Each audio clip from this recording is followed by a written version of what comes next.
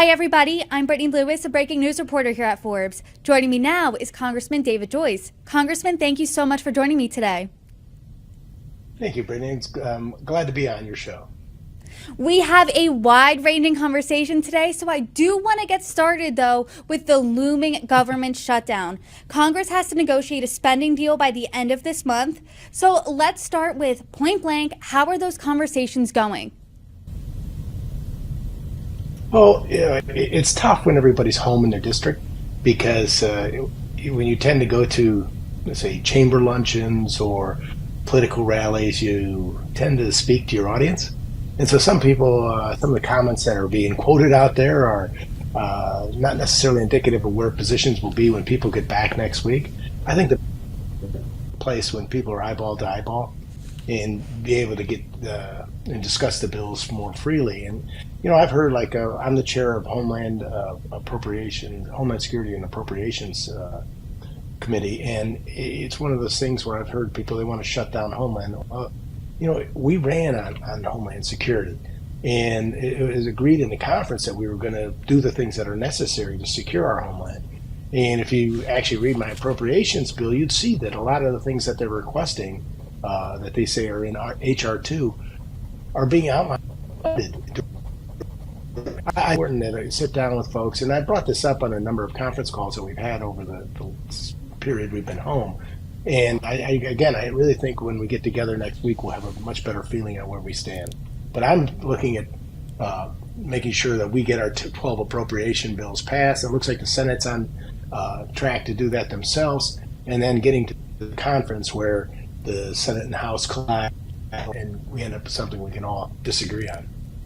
Congressman, I do want to break down your comments here. When you're talking about comments from members of Congress, perhaps senators, that you're saying they don't necessarily agree with when they come back and they negotiate with you, those comments aren't really indicative of where they are. What comments are you talking about?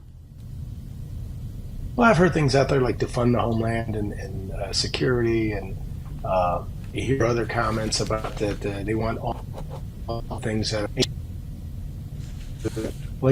and I really think, I know this sounds rude, but all members should take an Approps 101 and learn how the process works, because there's one thing when you're on an authorizing committee and you could say, well, we want to spend $100 million on infrastructure. Well, we at the Approps have to take the money that we have and figure out how that money is going to be spent. Further, we direct it in the language, like X number of dollars can only be spent on, such as building the wall, border security. And ours, to give you an example, it's we're going to raise it from 22,000 beds to 41,000 beds for detention at the border. Alternatives to detention. It has been used in the past as maybe a 6-week thing, and people respond once in the 6 weeks and they stop the alternative detention. In other words, the buzzer, I think of, we want to keep it on the whole time. Well, that costs money as well. So, but those things are all in the bill. And Operation Stone Garden, which is one of the parts of HR2, that's funded in the bill too. The newer technology, so we can spend more time trying to track and trace where the illegals are coming in from versus having our Customs and Border Patrol people babysitting folks and processing them into our country. I think it's more important that we use money and spend it well on things that actually work than to continue on the system that this administration has brought upon us. I do want to talk about Homeland Security later in the conversation, but now Okay. I do want to talk about you chairing the Republican governance group, and you told this to Reuters in July. I'm not a big fan at all of shutdowns, and I don't think anybody in RG2 or our groups are really thinking about that. And quote, we're trying to think how to make things work. So when you're talking with your colleagues in the Republican governance group, how are those conversations going specifically? Where do you think you can work with Democrats, and how do you make these things work? That's a great question. One of the things I try to do is now, my 10 years there, I'm an elder statesman, if you will, and a lot of the folks in RG2 are new. I try to explain to them, look, stay calm. You hear a lot of rhetoric again, and when the Senate's passing their bills, and we're going to pass bills, and the numbers are going to be ugly. There's no doubt about it. I mean, nobody's really going to be happy with it. But that's our first proposal. That's what we're putting out on the table. The Senate's going to be over what we agreed to in the debt ceiling agreement. We're going to be under it. But somewhere in between, that second vote you're going to take is going to be on what's necessary to fund the government. And that's the one where you're going to lose a lot of these people who say they're never going to vote for anything that increases spending or that does anything to doesn't defund Homeland or doesn't include some other program or whatever their pick of the day is there. So what we want to do is keep them focused on the fact that a lot of talk, but the rubber meets the road sometime after September 30th when the bills after conference come back and we have to agree on it. And the other thing I tell these folks is that you don't win in Washington, D.C. You win at home, and you prioritize the issues that their constituents and show them that you're fighting for them in these spending bills. And I think that's important for these folks. It's not pretty, but you could tell them that these are the things that I've helped fund: to secure the homeland, to make sure that we have a common solid defense system, and that we're watching the creep of China in the nation, and we're doing the things to prepare to make sure that that stops. Those are all things that are important, that are funded properly if we can get our bills passed. Congress narrowly avoided a government shutdown last year, as you know. So will this solution between now and September 30th be a short-term solution, or is it just continuing to kick the can down the road? What does a long-term solution look like? You're full of great questions today, Brittany. Thank you. I'll tell my boss. Thank you. Yeah, that's one of the problems with this is that we start making progress as soon as we get back. And so we're teeing up things like our defense appropriations, homeland, state and foreign ops, and as I understand it, maybe agriculture, and work on getting those four passed. We can do that and get the other ones in line to get through. Then I think we're getting closer to September 30th without any real issue. If we get close to September 30th, but we're making good headway on these things, a short CR may be in line. But one of the things that you really, again, going back to my Approach 101 analogy, is that people think, well, we'll just put in a continuing resolution. Continuing resolution gives the same amount of money as that's been spent to the administration, and so they can continue on in these failed policies that are already embedded in the structure that was made out by the last majority in the House and the Senate. And so if we want to change that, we have to pass our bills and the language that goes with that to dictate how the money is going to be spent. And we have to define and get the clarity on that to our members so they understand what it means, because I've heard some of the rhetoric that under the debt ceiling agreement, if we can't come to an agreement, then we'll do 99% of what we spent on a CR going into next year. We'll actually, if we do that, we'll actually be spending more money than if we do the proper appropriations process, passing our bills and negotiating with the Senate. Senate Majority and we'll have the failed policies. Senate Majority Leader Chuck Schumer accused House Republicans and what he described as MAGA Republicans of playing political games over this. When you hear that, what's your reaction? Well, I don't tell the Senate what to do, and I appreciate Senator Schumer's insight, but I think he's got some issues in the Senate too with things that are going on in promotions and other programs. So he can worry about the Senate, and we'll worry about the House. But I think Speaker McCarthy's done a hell of a job of organizing our group, being very straightforward with where we're at, and pushing the ball forward to make sure that we get to our appropriation bills that are securing spending at less than what the debt ceiling agreement has put in place. One of your Republican colleagues, Representative Marjorie Taylor Greene, said, quote, "I've already decided I will not vote to fund the government unless we have passed an impeachment inquiry on Joe Biden." You hear that, what's your response?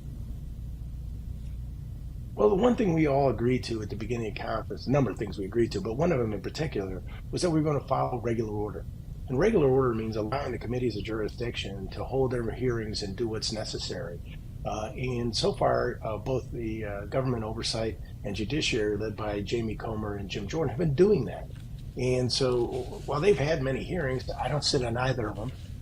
It's from great reporters like yourself that I get the information, so it's not like I'm sitting in and listening to it day to day, but I've not seen facts or evidence that would at this point lead to that end result for me. Now, if there is enough going there and they want to put the case on for the conference and they think that there's enough that we need to do an impeachment inquiry, then so be it. But again, I think sometimes the sound bites at home, while it's great and it gets the crowd all revved up, when it comes to doing what's right and as far as what we've all agreed to in the conference and letting these committees do their work, I think it's a little premature at this point. So just to clarify, you would not support an impeachment inquiry into President Biden at this I point? didn't say that. At this point, I haven't seen any facts or evidence. When we get back, I'll have an opportunity, I hope, before they bring up the impeachment inquiry to make the case on why they need it. And certainly, if it's something that what they've found so far would dictate that, then gladly we look forward to it. But I look at impeachment as one of those things that's once in a lifetime, and unfortunately becoming every other year, every other official type thing. So I really think that we're abusing the system, and it's not exactly how it was set up or meant to be used. We all know that government shutdowns negatively affect the economy. The nonpartisan CBO estimated that the GDP was reduced by $11 billion in the 2 quarters of the 2018-2019 partial government shutdown. The economy continues to be a top issue for Americans over the past year and a half or so. What do you say to Americans when they hear government shutdown? They're already worried about the economy. What do you say to them to really ease these fears? Well, as someone who unfortunately has been through the shutdowns of 13, 18, and 19, I can tell you that we don't accomplish a hell of a lot with it. And we do cost the government, roughly it's been estimated $4 billion during those shutdowns. It also is demoralizing to the men and women who put their lives on the line in our country to say, well, we can't get our act done, but you continue to fight for us, but we're not going to pay you. That just doesn't make a hell of a lot of sense to me. They're not good for our country. They're not good for our standing in the world. And so I think it's important to when we not shut down, and I work hard to make sure that doesn't occur. The flip side of that is, so as I tell people at home, and you're absolutely right, the economy is number one. People could care less about Hunter Biden. I've never heard his name brought up here in my 6 weeks here now being at home. But I do hear, hey, I can't be sure that my supply lines are going to be here and that I can continue to manufacture the products. And so I don't want to lay people off. You hear the employees say, I don't want to be laid off. Everything's costing me more. I'm allegedly making more, but I don't see it because I'm spending more money than I have before. And so it's a constant fear wherever I go, and it's something that we need to address. And we address that by reducing spending at the government level. I also tell folks that whether it's in a family type setting like a chamber meeting or whether it's a meeting with business people, look, you people all have budgets. 1 month, 6 months, a year, 5 years. You project yourself out. As you rightly point out, Brittany, we don't know what the hell's going on after September 30th. And it's wrong. I mean, we need to have clarity. We need to find what we're doing and where we're going, not only for the American people, but for the businesses and for the government employees to understand, yes, there's a focus, there's a plan, and we're going to maintain it, and we're going to move forward so the country can continue to get stronger. Do you think reducing spending is something Democrats, A, will get on board with, and B, where are those areas that you feel like you can give and take? I know Homeland Security, it sounds like that's a non-starter for you, but are there any areas that you can say, hey, there's more room to negotiate here? Well, certainly in our spending bills, there have been, on defense and Homeland Security, there's been some agreement that those pointed out, but the 10 bills have all managed to cut, and we've cut in different areas too. We just prioritize the spending on things that are more effective, like making sure that we use the latest technology to go after and track criminals. And I, for one, am hell bent on eliminating fentanyl. It's killed way too many kids in our country, and we didn't declare war on it. His administration needs to, and the rest of the House and the Senate need to follow in behind it and attack it wherever it rears its ugly head, because it's killing kids on a daily basis, and it's wrong. And so that's why I take my job as the chair of Homeland Security Appropriations so seriously, down to the border, under the problem, Brittany, that now drones, they don't run across the border, send it, and once they get their people across, they can send it over in a drone and drop it into our country and have these people pick it up following the coordinates. So it's really important that we continue to use all the best available technology to combat this on a daily basis. Now, with that being said, yeah, we can cut spending, but the one thing that you'll notice, all the spending that took place with the IRA and the other things that this administration has put out there, I'm firmly committed to the belief that every governor ran on that money last year, handing it out throughout the state. That witness it here. Every county and city has it, and they're trying to figure out how to spend it by the end of the year. The trouble is, no one ever says, "Hey, we don't need it. You can have it back." Everybody finds a way to spend it, and that's a problem because it creates. If you buy more trucks, that requires more maintenance. The hand-me-down from that and the mandated spending that takes place, having spent the initial dollars on things that require maintenance in the future, they're going to continue to cost a lot of money. And so we need to prioritize our spending and start doing the things that is necessary, round up, feds down, to start to realize that the things we really need to do, Homeland Security, our common defense, and our infrastructure, and then worry about the rest locally.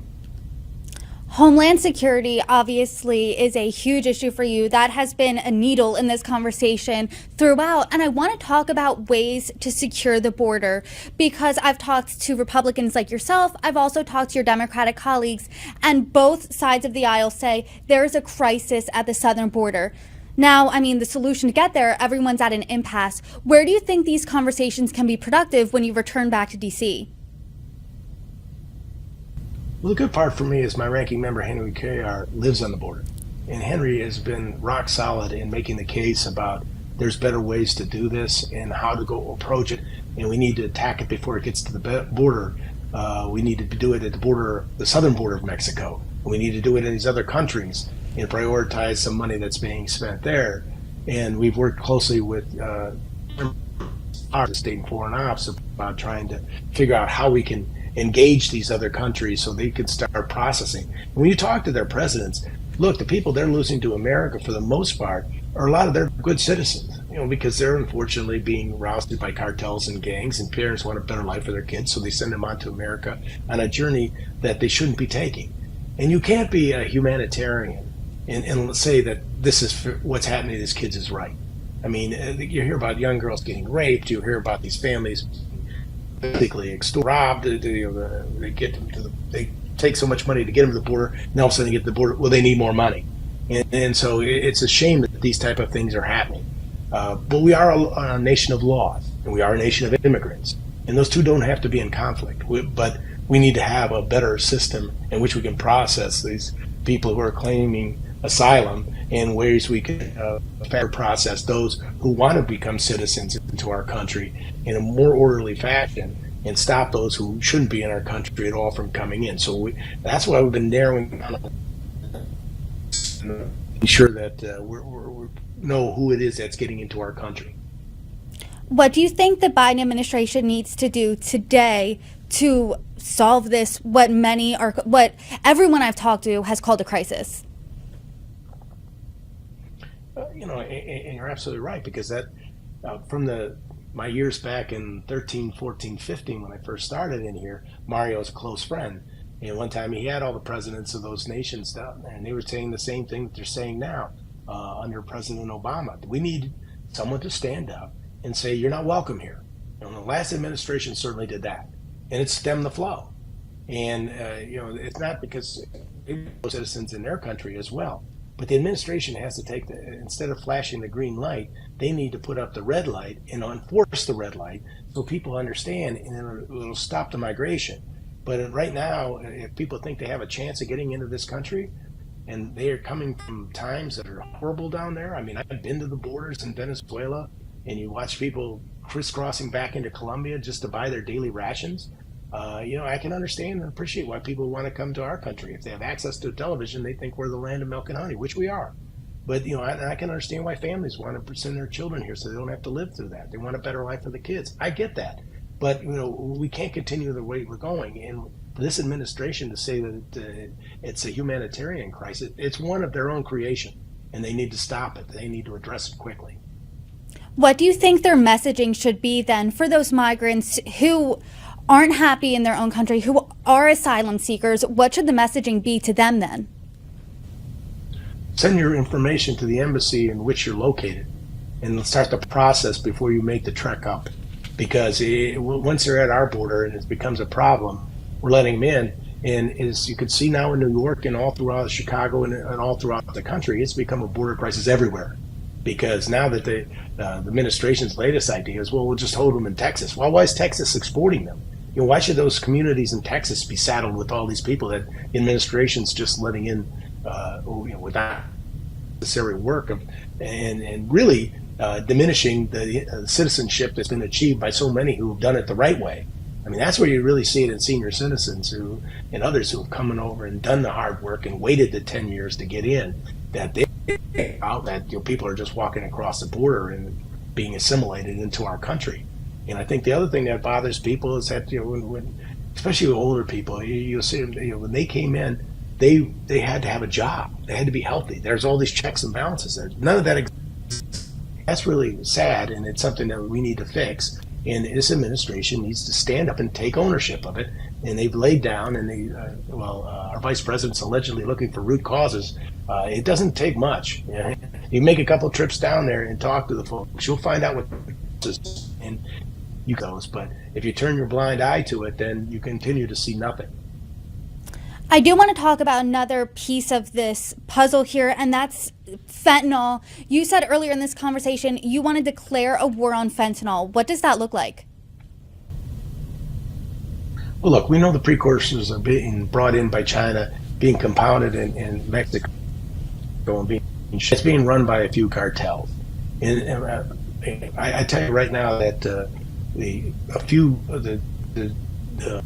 speaker has put together a task force, and Dan Crenshaw will be running that task force. And Dan has been down in Mexico and Colombia. I've conferred with him a number of times about what we're trying to do, and it could be done easily because there's really cartels that are running the flow, and you make it so painful to them that they'll change their ways. But unfortunately, again, we're not doing anything to do that, and they're finding different ways of getting in here. And as you can appreciate, when you started off years ago, it was shitfuls, right? It was bales, and now all of a sudden you went to cocaine, which was bricks or kilos. Now with fentanyl, a small baggie of fentanyl could kill 50,000 people. This, and unfortunately, it's getting into things like cannabis. It's getting in compounded. We had a horrible story at Ohio State where two young girls thought they were buying Adderall for their exam and end up dead. Granted, they shouldn't have been taking the Adderall that wasn't prescribed to them. If they did need it, they should get it from a pharmacist, like any young kid should. But that's not how it works. You and I both know that. And so when people are buying this stuff on the street, thinking they're buying an opiate or thinking that they're buying, Adderall, they're buying death. And that's all needs to be stopped immediately. And again, you have to bring the war to them. This is something you don't talk about. You give Mexico a chance to deal with it. They're not going to deal with it. Then we have to deal with it. I lost you for a second there. The last piece I got from you is we have to deal with it. How exactly then do we deal with it? You said bring the pain to the cartels. What does that look like? That means meeting them where they're at. They're in Mexico, and make it painful for them. And you go in there. Mexico's been warned a number of times. I've been down to Mexico and had these meetings. They don't seem to understand that, or they don't want to confront that. Well, then maybe it's time for the United States to confront it and do whatever's necessary to kill this. Look, if we had a country coming in and shooting people, we'd do something about it. Well, we do. We have China, and we have facilitating it through Mexican cartels, and both of them are, as far as I'm concerned, are co-conspirators in this. I do want to switch gears a little bit, and as Congress is coming back, what can we watch out for from the House Appropriations Committee? Well, we've passed 10 of our 12 bills through the full committee. We got 2 left. And from our discussions, we're getting them ramped up to start as soon as we get back next week. I think first fresh off will be defense, and then we're going to follow in line after that, some order of that, homeland and ag. And then after those get teed up, we'll just continue to move ones.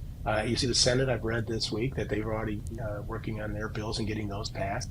And again, the combination of those two will get us to closer to September 30th, where we'll have a little better idea of where we stand and what we need to get accomplished and how long we'll need if we do need a CR. Congressman, I do now want to run through some headlines with you and get your reaction if I could. The first one, I know you said your constituents in Ohio when you went back, they weren't talking about Hunter Biden, but the news is the special counsel's office plans to indict Hunter Biden on a gun possession charge later this month. What's your reaction to that headline?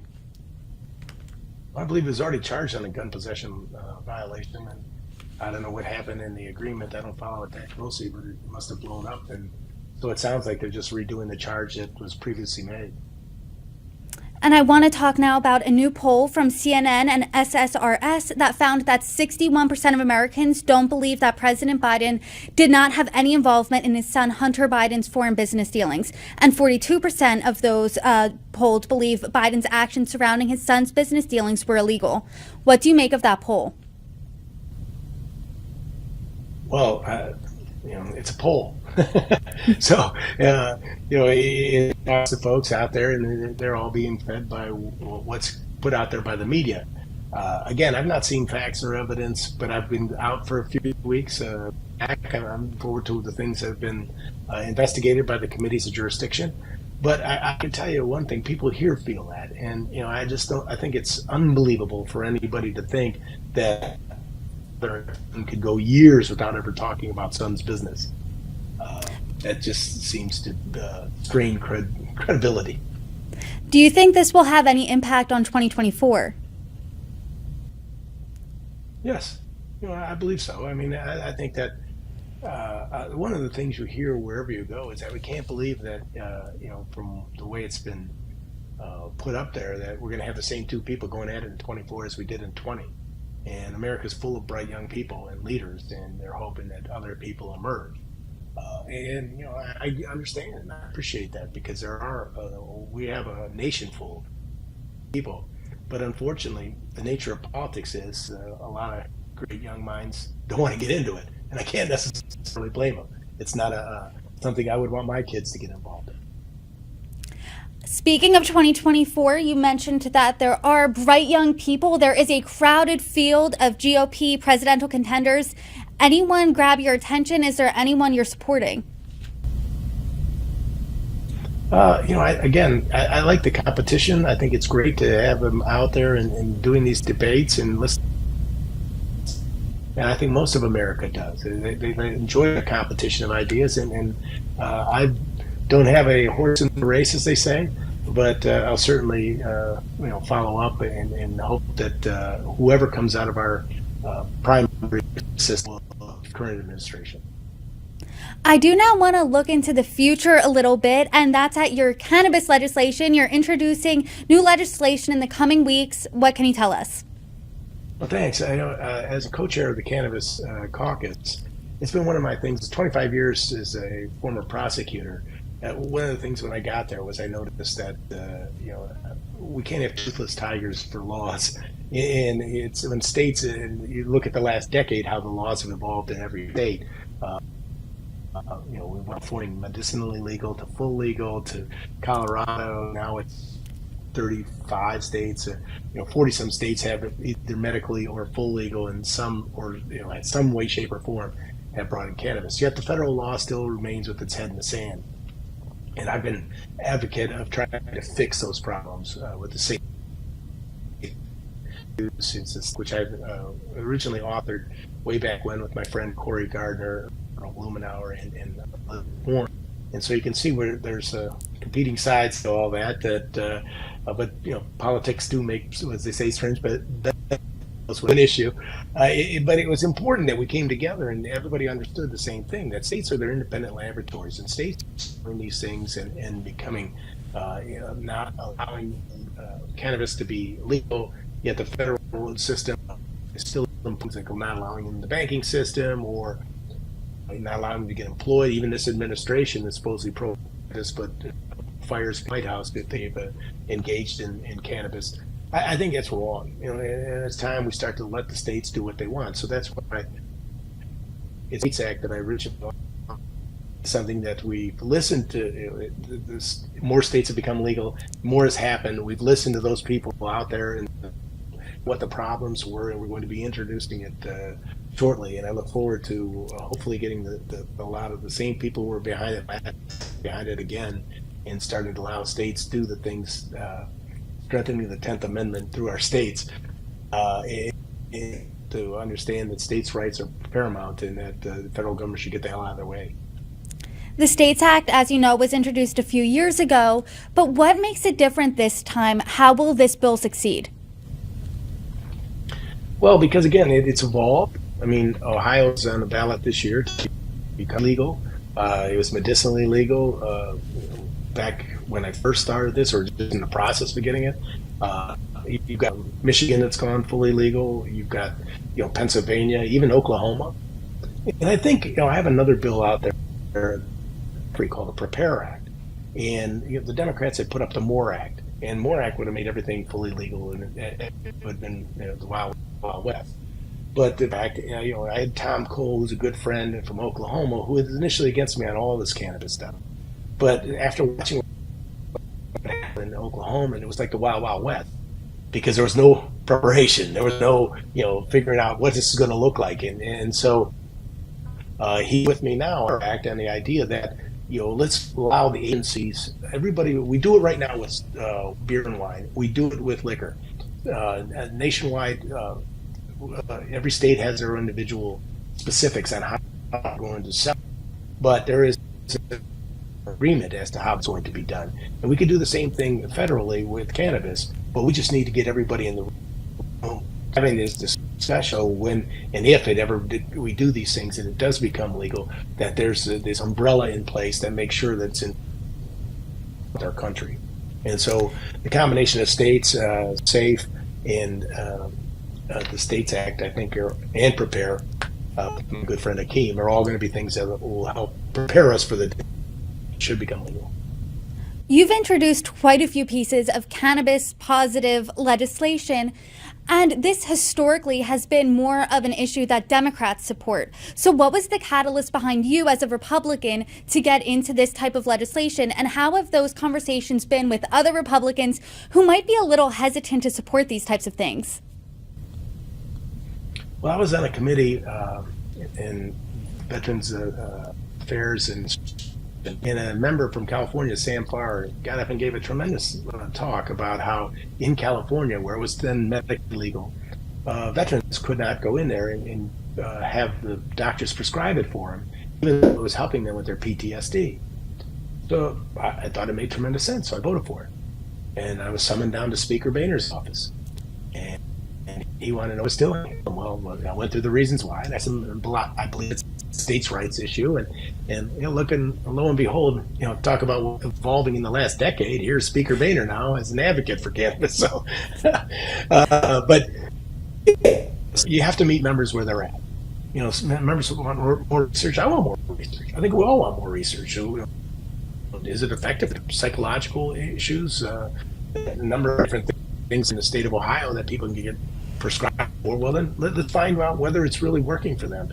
In the place where everybody only gets cannabis from a DEA lab and says from there, that's not true. I mean, it's growing this stuff independently. And if you're going to say it's treated like aspirin, then if you take Tylenol in California or Ohio, it's the same Tylenol. It should be the same for cannabis too. So there's some type of system in place that people know that they're getting the same thing. And also, we need research into it for the debilitating effects, if you will. I mean, obviously, if somebody's shouldn't be driving a car, but if they're driving a car, what does, and how do we have the proper testing for that? Moreover, I especially find this true with employers, is they want to know if somebody happens to use it on a Friday, shows up on Monday, gets tested, do I have to fire the person? Can they do just manual labor, or can we change their work requirements to make sure that they're not driving the tow motor, those type of thing?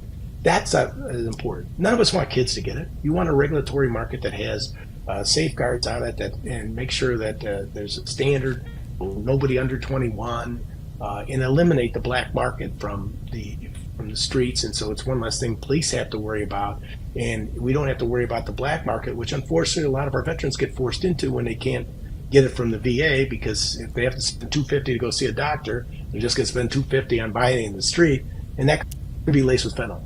We cure another problem by trying to make sure that it's only coming through a safe and secure market. And I don't know if you've been to one, Brittany, but if you go to a place where they're actually growing it, you'd be amazed at the pharmaceutical-like setting that occurs in. I know you didn't introduce it yet, but in the coming weeks, once you introduce the States Act, what's next? Well, hopefully get them to the floor. I'm not in charge of that, but once you get the bill out there, then you have to build what you were before, meeting members where they're at and build consensus. So, and then I can go to the majority leader and say, look, I got 218 votes here. I think it's timely to get to the floor. We've been waiting on the SAFE Act, worked closely with Senator Schumer last year and putting something that we could agree on in the House. It sat in the end of the Senate's runway. It was down last year. And it sounds like with some more fine tuning that they're getting ready to put it up this year. And I think safe banking will also alleviate that because, again, as a former prosecutor, I'm amazed more people than you have a cash only business. And so you have these dispensaries and the areas, the transportation cash, where you listen to folks who say, that they pay all of their taxes. They'll come in with $100,000 to pay their taxes cash. Well, I worry about those folks because that's not a safe place to be. So that's why I think it's important that we do it. Plus, I think it provides a check and balance on the system right now that's not there. If how much they're growing and you know what they can sell it for, then they should only be depositing X. Anything in excess of X gives you a chance to go look at them and audit them. Congressman David Joyce, I appreciate you coming on. Thank you for your insights. Good luck back in Washington, and I hope you come back anytime. Thank you. Thank you very much. It's much fun talking to you.